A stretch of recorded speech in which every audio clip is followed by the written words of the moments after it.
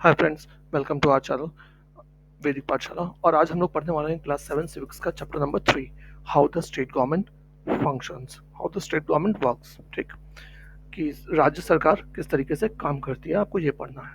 ठीक है, अब देखो, इससे पहले आपने पढ़ा था क्लास 6 में कि तीन टाइप की गवर्नमेंट होती है ना। लोकल गवर्नमेंट होती है, स्टेट गवर्नमेंट होती है, नेशनल गवर्नमेंट होती है। आप एक स्टेट में रहते हो, है ना। हर कोई एक स्टेट में रहता है, किसी न किसी स्टेट में। कोई यूपी में होगा, कोई हरियाणा में है, कोई पंजाब में है, हाँ, कोई राजस्थान में है, कोई एमपी में है, कोई छत्तीसगढ़ में है, कोई गुजरात में है ना। ऐसे करके स्टेट्स में रहे हर कोई रहता है। तो आपने देखा कुछ हमारे लोकल लीडर्स होते हैं, है ना, सीएम होते हैं। जैसे यूपी की अगर बात करें, अभी तो कौन है वहाँ सीएम? योगी आदित्यनाथ जी हैं, है ना। तो और भी कई सारे मिनिस्टर होते हैं, हेल्थ मिनिस्टर होते हैं, हम सुनते रहते हैं। फिर एक होता है नेशनल लेवल। नेशनल कौन है? हमारी पूरी कंट्री का, उनके होते हैं। उनका सबसे टॉप मोस्ट लीडर कौन होता है आपका? गवर्नमेंट की तरफ से आपका लीडर होते हैं, प्राइम मिनिस्टर होते हैं, है ना। फिर आप जानते हो प्राइम मिनिस्टर के अंदर हेल्थ मिनिस्टर होते हैं, स्पोर्ट्स मिनिस्टर हैं, एजुकेशन मिनिस्टर हैं, एग्रीकल्चर मिनिस्टर हैं। ऐसे कितने सारे मिनिस्टर्स होते हैं, है ना, आपने सुना होगा। वैसे ही same to same state government में भी होते हैं। ठीक है, सेम चीज स्टेट में भी होती है। स्टेट के जो सबसे उच्च पोस्ट पे होते हैं वो चीफ मिनिस्टर। चीफ मिनिस्टर के अंदर बहुत सारे मिनिस्टर होते हैं। अब देखो, यहाँ पे छोटी सी एक पहले कहानी समझ लो। ये जो कार्टून में दे रखी है कहानी, है ना। यहाँ पे क्या होता है कि दो लड़कियां आपस में बातें कर रही होती हैं, कि न्यूज़पेपर पढ़ रही होती हैं, कि उसमें देखती हैं वो कि पानी की बहुत शॉर्टेज है स्टेट में हमारे, और बहुत सारे लोग बीमार पड़ रहे हैं। हम्म, फिर फिर वो बात करती हैं कि पानी जो आ भी रहा है वो अनक्लीन्ड है, और ज़्यादातर जो नदियाँ वदियाँ वो सूख गई हैं। टैंक्स वैंक्स भी जो पानी था, और तालाब तालाब होते हैं ना, गांव में तालाब होते हैं या कुएं वगैरह होता है, वहाँ भी सब सूख गया है। तो बहुत बुरा हाल है अभी हर जगह। और कई गाँव में तो लोगों को दूर दूर से जाके पानी लेके आना पड़ता है। ठीक, अब यही सब बातें चल रही थी। फिर फिर वो पढ़ती हैं कि एक जो हेडक्वार्टर है, पाटलपुरम एक गांव होता है और एक हेडक्वार्टर होता है ना हर जगह। तो वहां पे तो कहते हैं कि 3 दिन में एक बार पानी आता है। डिस्ट्रिक्ट हॉस्पिटल भी पेशेंटों से भरते जा रहे हैं, बहुत ज़्यादा पेशेंट आ रहे हैं। डायरिया फैल गया है हर जगह। ठीक है, अब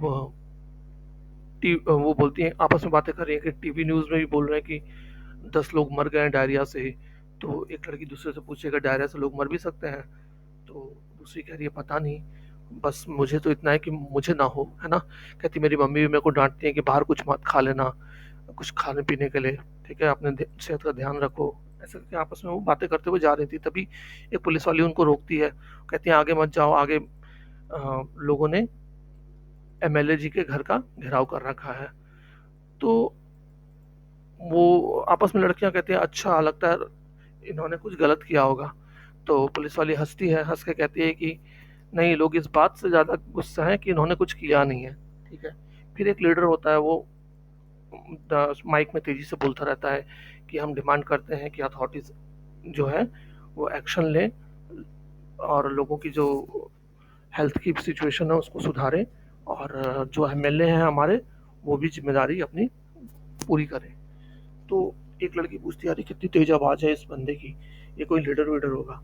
तो दूसरी लड़की उसको बताती है कि हाँ हाँ, मैंने इनको टीवी पे देखा है, ये अपोजिशन के लीडर है ना।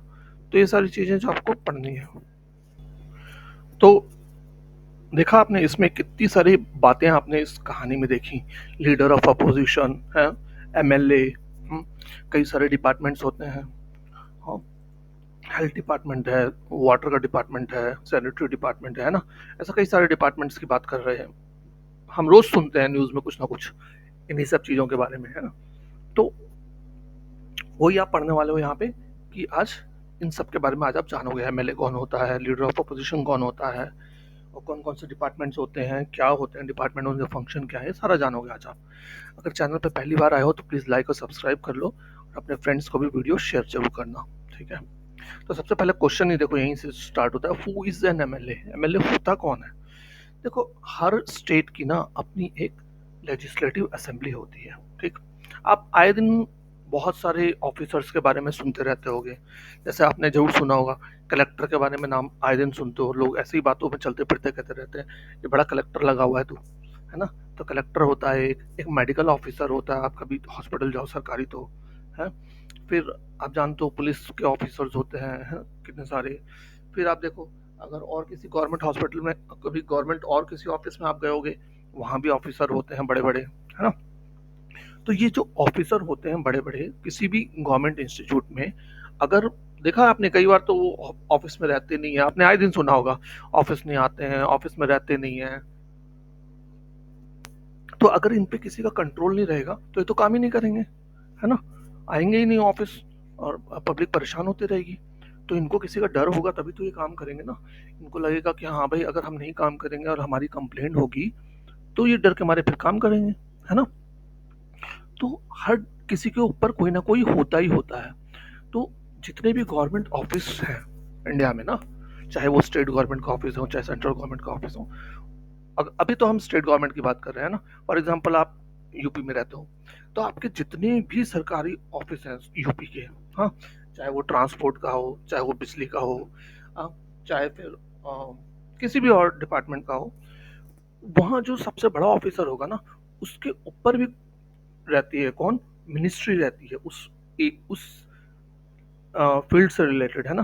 फॉर एग्जांपल अगर आप बात करते हो हॉस्पिटल की, तो एक सरकारी हॉस्पिटल होगा, वहाँ सबसे बड़ा ऑफिसर होगा। पहले तो कई सारे डॉक्टर होते हैं, डॉक्टरों का एक हेड होता है ना? Chief medical officer. फिर चीफ मेडिकल ऑफिसर के ऊपर कौन होगा? चीफ मेडिकल के ऑफिसर के ऊपर होगी हेल्थ मिनिस्ट्री, है ना? हेल्थ मिनिस्ट्री में कौन है आपका? जो मिनिस्टर होगा, हेल्थ मिनिस्टर स्टेट का, वो वो कंट्रोल करता है ना? अगर मान लो किसी अस्पताल में आप जाते हो, वहाँ दिक्कत होती है, आप पहले हेल्थ ऑफिसर को बताओगे, हेल्थ ऑफिसर भी अगर कुछ नहीं करता है तो फिर आप जाके मिनिस्टर को बोल सकते हो, है ना? मिनिस्टर फिर वहां से एक्शन लेगा। हाँ, तो मिनिस्टर आपका एक्शन क्यों लेगा, ये पहले हम जानते हैं। मिनिस्टर आपकी क्यों सुनेगा? जब लोकल लेवल का ऑफिसर नहीं सुन रहा आपकी, तो आपका जो मिनिस्टर सबके ऊपर है वो आपकी बात क्यों सुनेगा? क्वेश्चन तो ये उठता है ना? तो चलो वो जानते हैं कि वो आपकी बात क्यों सुनेगा। तो एमएलए की फुल फॉर्म क्या होती है? Member of legislative assembly. Legislative assembly कहाँ होती है? हर स्टेट में होती है। इसको हिंदी में क्या बोलते हैं? विधानसभा बोलते हैं, ठीक है? यहाँ पे जो लोग होते हैं, जो एमएलए होते हैं, उनको चुनता कौन है? पीपल इलेक्ट करके भेजते हैं, है ना? इलेक्शंस होते हैं ना, इलेक्शन, जब भी इलेक्शन होता है, एमएलए, आप देखना इलेक्शन दो टाइप का होता है। एक होता है जो पार्लियामेंट का इलेक्शन, एमपी का इलेक्शन होता है, ठीक है, मेंबर ऑफ पार्लियामेंट के लिए। एक होता है एमएलए के लिए इलेक्शन, विधानसभा का इलेक्शन, हाँ। तो विधानसभा वाले इलेक्शन हो चाहे एमपी वाला इलेक्शन हो, दोनों में लोग ही चुन के भेजते हैं, है ना? लोग ही चुनते हैं ना। तो लोग चुन के इनको बनाते हैं, और ये बनते हैं मेंबर लेजिस्लेटिव असेंबली के। अब ये वहां पे लेजिस्लेटिव असेंबली में करते क्या है? बात तो ये है।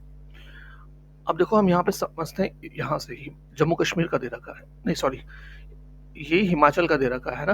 अभी ये बता रहे हैं हिमाचल में लोग चुनते कैसे हैं एमएलए को, सबसे पहले हम वो जानते हैं। अब देखो, ये हिमाचल इतना बड़ा स्टेट है, तो अब कैसे कौन कहाँ से खड़ा होगा, लोग किसको वोट देंगे, यही क्वेश्चन हो जाता है। तो पूरे हिमाचल को 68 एरियाज में बांट दिया गया है ना?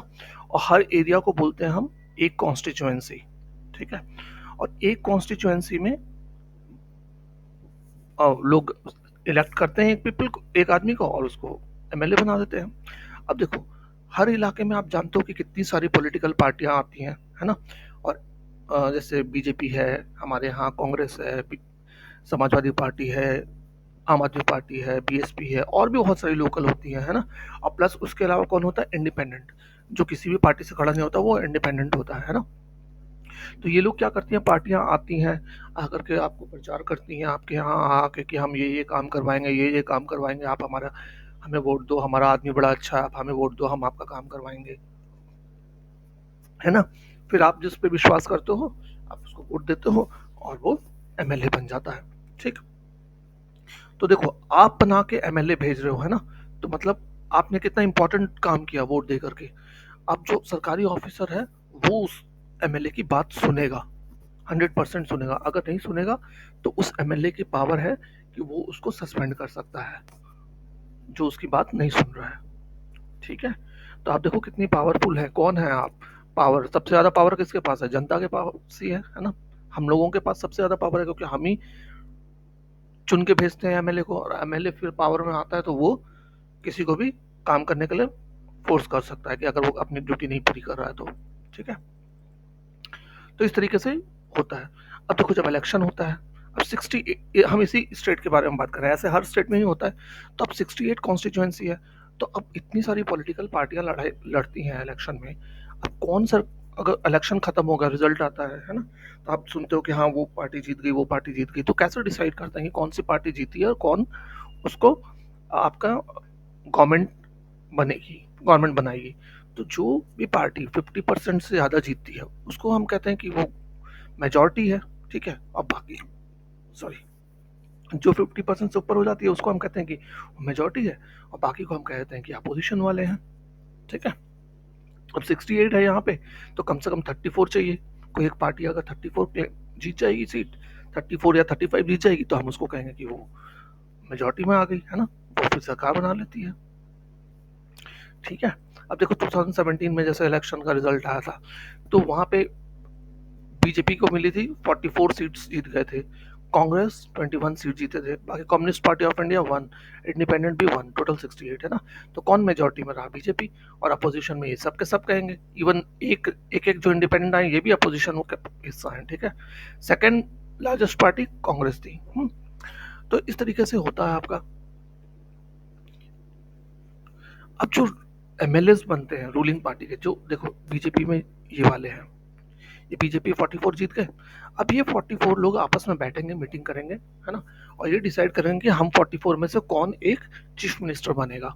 ठीक है, वो चीफ मिनिस्टर बनता है, फिर चीफ मिनिस्टर डिसाइड करता है कि कौन कौन मिनिस्टर्स बनेगा। ठीक है, अब मिनिस्टर क्या होता है, देखो बहुत सारे सरकारी डिपार्टमेंट होते हैं, मैंने अभी आपको बताया था, जैसे एग्रीकल्चर का डिपार्टमेंट हुआ, हेल्थ का डिपार्टमेंट हुआ, पुलिस का डिपार्टमेंट हुआ, है ना, और आपका हेल्थ, और कौन सा होता है, पीडब्ल्यूडी का डिपार्टमेंट हुआ, एग्रीकल्चर हमने डिस्कस कर लिया ना। तो ऐसे कितने सारे डिपार्टमेंट होते हैं सरकारी, है ना, दिमाग में नहीं आ रहा मेरे। तो बहुत सारे डिपार्टमेंट होते हैं, तो हर डिपार्टमेंट के ऊपर कौन होता है, एक मिनिस्टर होता है। ठीक है, और मिनिस्टर को कौन चुनेंगे फिर, यही जीते हुए लोगों में से कौन चुनेगा, प्राइम मिनिस्टर, जो चीफ मिनिस्टर होगा, मेजोरिटी का लीडर होगा, वो चुनता है। ठीक है, तो इस तरीके से वो मिनिस्ट्री का हेड बनेगा, और हर किसी को जो उस डिपार्टमेंट में काम करता है, सपोज एजुकेशन मिनिस्टर है, आपके टीचर हैं, है ना, आपके टीचर किसकी बात सुनते हैं, अपने जो स्कूल का प्रिंसिपल है उसकी बात सुनते हैं। प्रिंसिपल को किसकी बात सुननी पड़ती है अगर आप सरकारी स्कूल में पढ़ते हैं, तो जो एजुकेशन मिनिस्टर है ना, जो एजुकेशन मिनिस्ट्री में लोग काम करते हैं, जो वहाँ से ऑर्डर आता है, वो टीचर्स को मानना पड़ता है ना, नहीं मानेगा तो फिर वो टीचर को निकाल देंगे या सस्पेंड कर देंगे भाई, है ना। तो और वो ऑर्डर कौन दे रहे हैं, हाईएस्ट लेवल पे जो मिनिस्टर होता है, एजुकेशन मिनिस्टर, वो उस चीज को साइन करके देता है ना, कि हाँ ये चीज कराओ तुम इन टीचरों से, और जो नहीं करेगा उसके खिलाफ ये एक्शन लिया जाएगा। तो और उस मिनिस्टर को किसने बनाया है, आपने बनाया है वोट दे करके, है ना। तो कौन सबसे ज्यादा पावरफुल हुआ, आप ही हुआ। तो एक तरीके से आप ही वोट देते हो, आप ही पॉलिसीज डिसाइड करवाते हो अपने फायदे के लिए। ठीक है, वो मिनिस्टर ऐसा नहीं है कि अपनी मर्जी से जो मर्जी कर देगा, अब करने के लिए करेगा, अभी तो कुछ दिनों के लिए ही कर पाएगा, फिर दोबारा भी तो इलेक्शन होगा, हम अगली बार वोट ही नहीं देंगे उसको, है ना।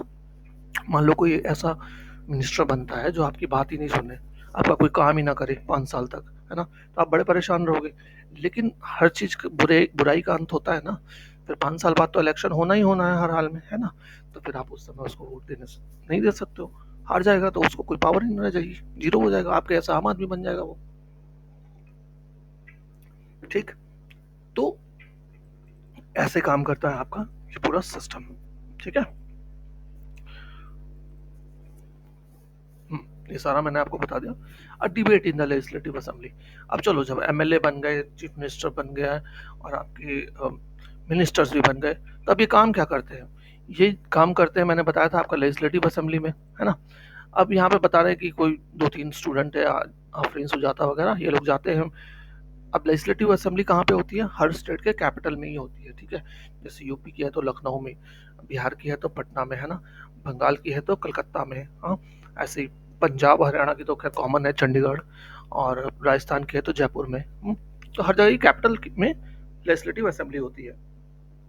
ठीक है, तो बच्चे वहाँ जाते हैं, तो कैसे उनको फिर बताया जाता है कि जब वो जाते हैं अंदर कैसे कहाँ बैठेंगे वो, तो उनके लिए ना अपर वाली बिल्डिंग में फर्स्ट फ्लोर पे बैठने की जगह बनाई हुई होती है, और नीचे बड़ा सा हॉल होता है जहाँ पे बहुत सारी डेस्क रखी हुई होती है। ठीक है, इन डेस्क पे आकर बैठते हैं एमएलए, और एमएलए क्या करते हैं, जो करंट प्रॉब्लम जो भी चल रही हो उस एरिया में, उस बारे में डिस्कशन चलता है ना, जिस उस स्टेट में जो भी प्रॉब्लम चल रही हो उसके बारे में।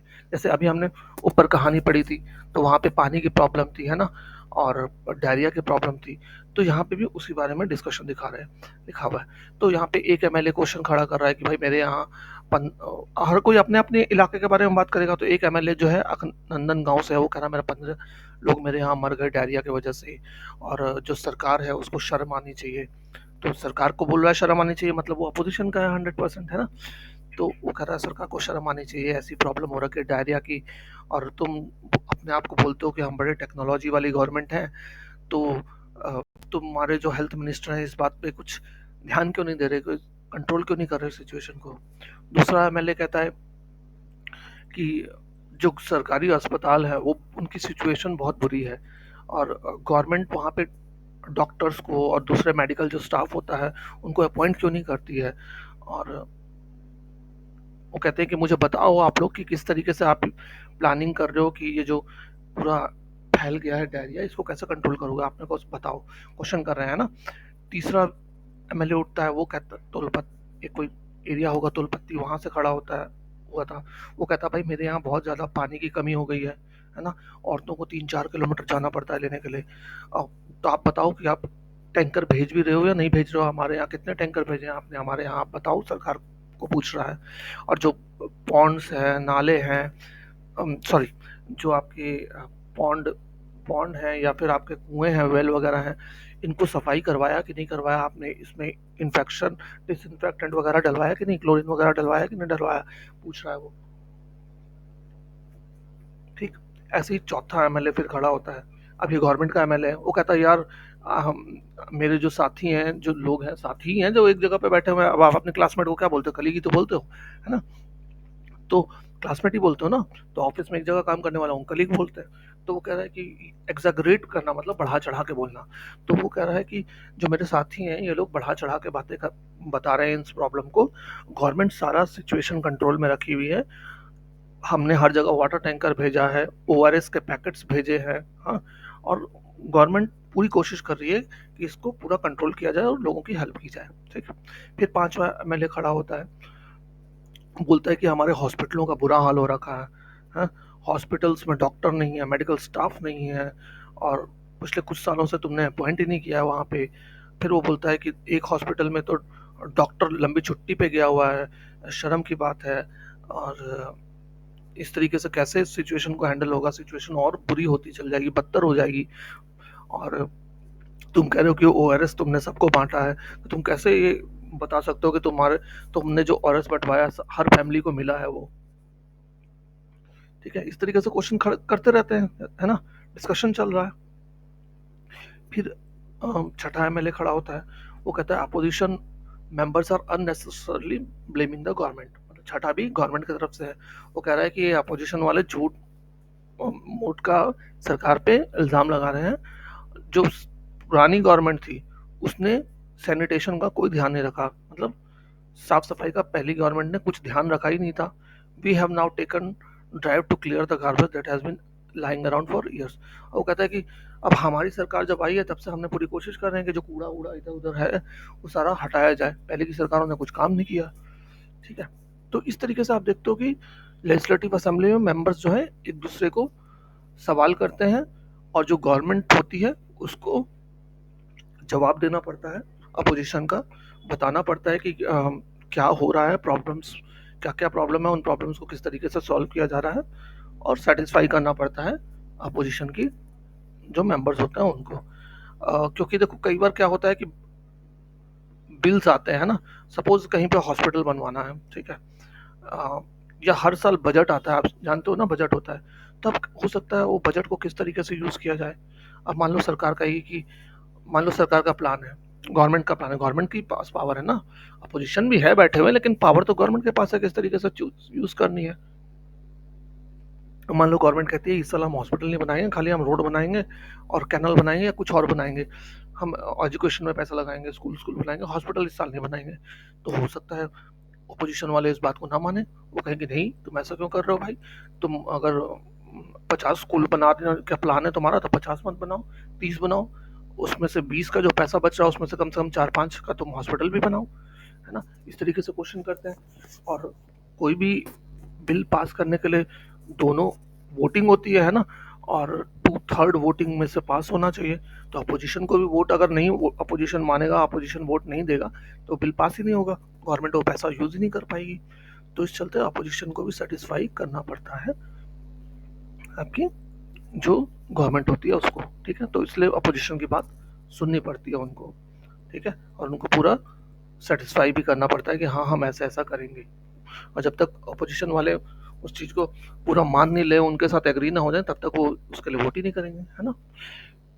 जैसे आप वोट देते हो, आप कैसे वोट देते हो, आप इसी तरीके से वोट देते हो ना कि आपको लगता है कि हाँ ये बंदा सही है, ये हमारा काम करेगा, तभी आप वोट देते हो ना। और अगर आपको पहले से ही पता रहे कि हाँ भाई ये बंदा निकम्मा है, ये वोट काम ही नहीं करेगा, तो आप उसको वोट ही नहीं दोगे। Working of the government, government कैसे काम करती है। अब देखो लेजिस्लेटिव असेंबली में कैसे होता है आपने देख लिया है ना। अ, उसके अलावा क्या होता है और कौन कौन से हैं तरीके जिससे कि गवर्नमेंट जो है अपना काम करती है। आप देखते हो आए दिन न्यूज़पेपर में कुछ एक अम, सवाल उठाए जाते हैं, टीवी चैनल्स में बहस होती है ना, देखा है ना डिबेट वगैरह शाम को न्यूज़ चैनल में। तो इस तरीके से भी लोग जो है अपना क्वेश्चन उठाते हैं। फॉर एग्जांपल देख लो, अब आम जनता को कुछ प्रॉब्लम है, तो अब वो लेजिस्लेटिव असेंबली में तो जा नहीं सकता, है ना। या तो उसका एमएलए वहां पे क्वेश्चन करे, और नहीं कर रहा है तो फिर पब्लिक क्या करती है, कभी न्यूज चैनल वालों को बोलती है, कभी पेपर में आता है लिख करके, है ना, कि इस जगह में ये प्रॉब्लम है, गवर्नमेंट को कुछ करना चाहिए, है ना। तो ये भी एक तरीका है। तो ये जो असेंबली का अभी हमने डिस्कशन देखा, तो उसके बाद क्या होता है कि जो हेल्थ मिनिस्टर थे वो बाहर आते हैं, एक प्रेस कॉन्फ्रेंस करते हैं। प्रेस कॉन्फ्रेंस में क्या करते हैं, बहुत सारे न्यूज़पेपर के लोग आते हैं वहाँ पे, है ना, पत्रकार लोग आते हैं, वो क्वेश्चन करते हैं गवर्नमेंट से जो प्रॉब्लम है उससे। फिर गवर्नमेंट बताती है कि हम क्या क्या चीज़ें कर रहे हैं, है ना, और फिर वो न्यूज़ छपती है न्यूज़पेपर में और सबको पता चलता है, ठीक। फिर उसके बाद यहाँ पे दिया हुआ है कि चीफ मिनिस्टर जाते हैं, हेल्थ मिनिस्टर दोनों जाते हैं वहाँ पे पाटलपुरम डिस्ट्रिक्ट में जहाँ पे प्रॉब्लम हो रखी थी, और वहाँ जा करके वो लोगों से मिलते हैं, जिनके लोग, जिनकी फैमिली के लोग मर गए हैं उनसे मिलते हैं, हॉस्पिटल्स जाते हैं, है ना। फिर गवर्नमेंट एक कंपनसेशन अनाउंस करती है, कोई किसकी डेथ हो जाती है, एक्सीडेंट हो जाता है, तो फिर देते हैं ना ऐसा गवर्नमेंट, उसको कंपनसेशन कहना देना कहते हैं, ठीक। तो चीफ मिनिस्टर फिर कहते हैं कि हम इस पूरे इलाके पे जो प्रॉब्लम है उसको समस्या को निपटारा करने की कोशिश कर रहे हैं, है ना। और हम कोशिश कर रहे हैं ज़्यादा से ज़्यादा drinking water, clean drinking water आप तक आप पहुंचा सके जल्दी से जल्दी। साथ ही जो है आपका, तो फिर वो कहते हैं कि मैंने, चीफ मिनिस्टर कहते हैं कि मैंने जो है, जो पीडब्ल्यूडी वाले लोग हैं, हम्म, उनको ही बोल दिया कि आप इनको पानी सप्लाई प्रॉपरली करो, ठीक।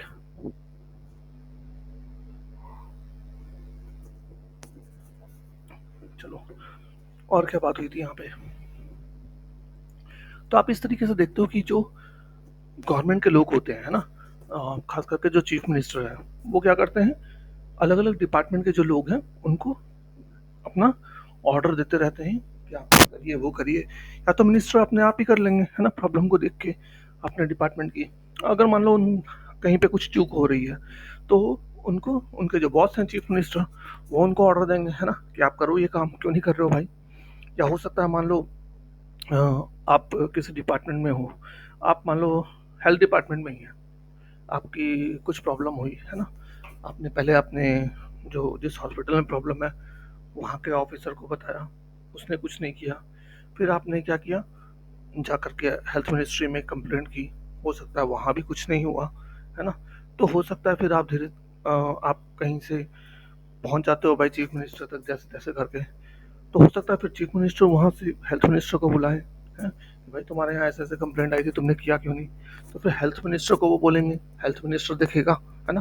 तो हेल्थ मिनिस्टर अपने लोगों को ऑर्डर देगा जो मिनिस्ट्री में काम करते हैं, और फिर वहाँ से उस हॉस्पिटल के ऑफिसर को बुला के बोला जाएगा भाई ये काम करो उसका, फिर आपका काम हो जाएगा, है ना। तो ये पूरी चेन बनी हुई है और हर कोई एक दूसरे पे डिपेंडेंट है, आप देख रहे हो। ठीक।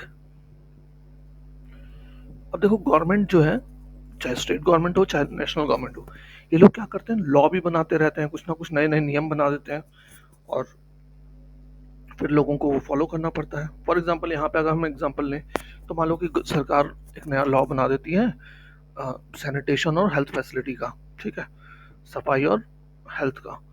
और मान लो वो कह देते हैं कि कंपलसरी कर देते हैं कि हर म्यूनसिपल कॉरपोरेशन में कि अ, अच्छे नंबर ऑफ टॉयलेट्स होने चाहिए, ठीक है, हर एरिया में खूब सारे टॉयलेट्स बनाओ और एक हेल्थ वर्कर भी रखो हर गांव में। तो ये एक एक्ट बन जाएगा, है ना, ये एक लॉ बन गया, लेजिस्लेटिव असेंबली ने बना दिया, और फिर हर गवर्नमेंट डिपार्टमेंट को ये फॉलो करना पड़ेगा। फिर उनका काम है कि वो फटाफट ये चीज़ों को करवा दें। ठीक।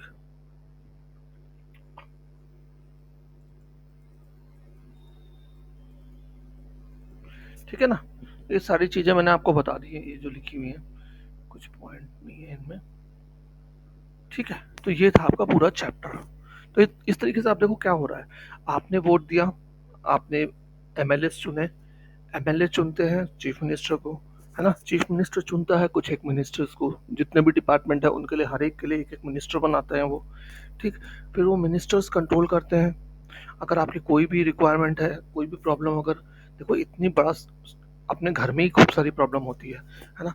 तो अगर इतनी बड़ी सोसाइटी है जहाँ लाखों लोग रहते हैं, तो वहाँ रोज कितनी सारी प्रॉब्लम होती होगी, है ना। तो उन प्रॉब्लम्स को सॉल्व भी तो कोई किसी को करना चाहिए। तो उनको सॉल्व करने के लिए गवर्नमेंट डिपार्टमेंट्स बनाए हुए हैं इसीलिए, है ना, पुलिस डिपार्टमेंट है, आप परेशान ना हो, चाहे आपके हेल्थ डिपार्टमेंट है, हाँ, ऐसी सफाई का डिपार्टमेंट है, कि आपको परेशानी ना हो। अगर परेशानी होती है तो उनके बॉस बनाए हुए हैं, अगर उनके बॉस भी नहीं मानते तो उनके ऊपर वो मिनिस्ट्री है, मिनिस्ट्री में कौन देखता है, मिनिस्टर देखते हैं, है ना।